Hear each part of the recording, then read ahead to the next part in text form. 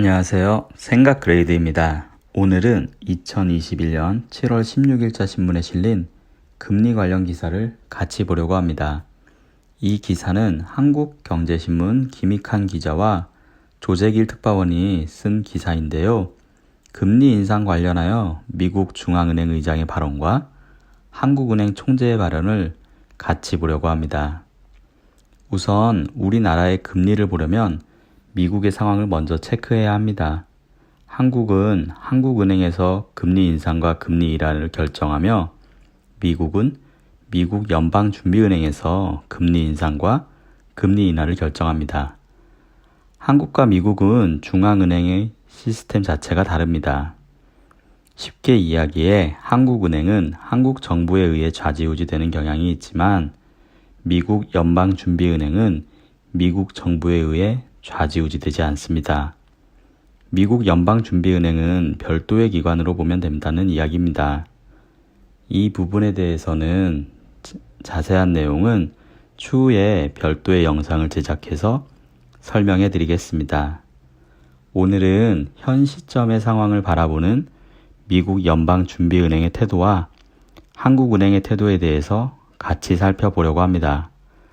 먼저 미국 연방준비은행의 의장인 제롬 파월의 이야기를 들어보면 물가 급등세가 향후 수개월간 지속될 가능성이 크다면서 결국 둔화할 것인 만큼 대응하지 않겠다고 밝혔습니다.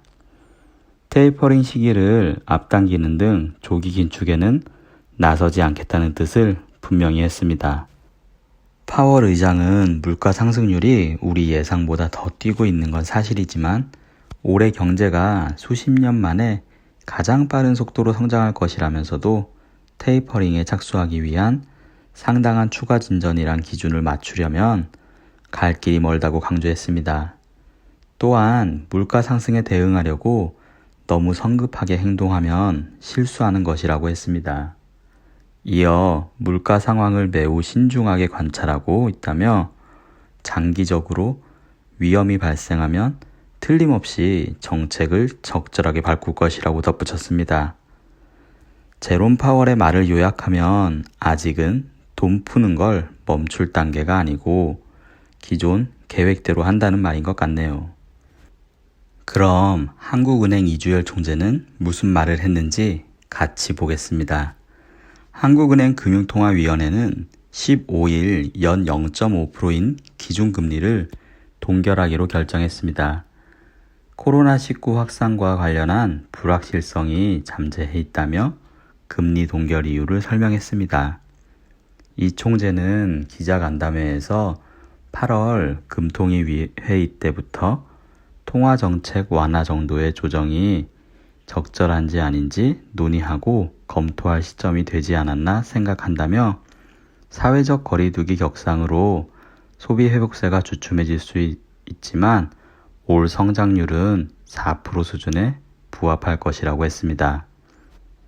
그 이유는 대규모 백신 접종이 예고된 데다 그동안 성장을 견인할 수 있는 수출 투자의 탄탄한 흐름이 이어질 것이라고 예상했습니다. 저금리 기조를 오랜 기간 끌고 가면 금융 불균형 누적의 부작용이 더 커지게 된다며 중장기적으로 우리 경제의 성장 기반을 약화시킬 수 있다고 우려했습니다. 그러면서 금통위원 상당수 통화정책 운영 과정에서 금융 불균형에 역점을 둘 때라는 뜻을 같이 했다고 합니다. 이주열 총재의 말을 요약하면 하반기 경기 회복세가 크게 훼손되지 않을 것 같으니 올해 금리 인상을 한두 번 할 수 있다는 말인 것 같네요. 올해 남은 기준금리 결정 금통위는 8월 26일, 10월 12일, 11월 25일 세 차례 열린다고 합니다. 제가 생각하기에 11월 25일에 금리 인상을 한 차례 실시하고 이주열 총재 임기가 2022년 3월까지니 내년 상반기에 한 차례 금리 인상이 더 실시될 것 같네요.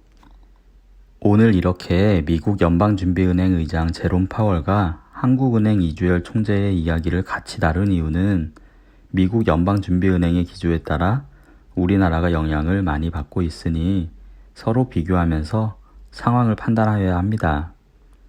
오늘은 금리 인상에 대해서 같이 살펴보았는데요. 이 영상을 통해 여러분들의 생각도 업그레이드 되었길 바랍니다. 이상으로 생각 그레이드였습니다. 감사합니다.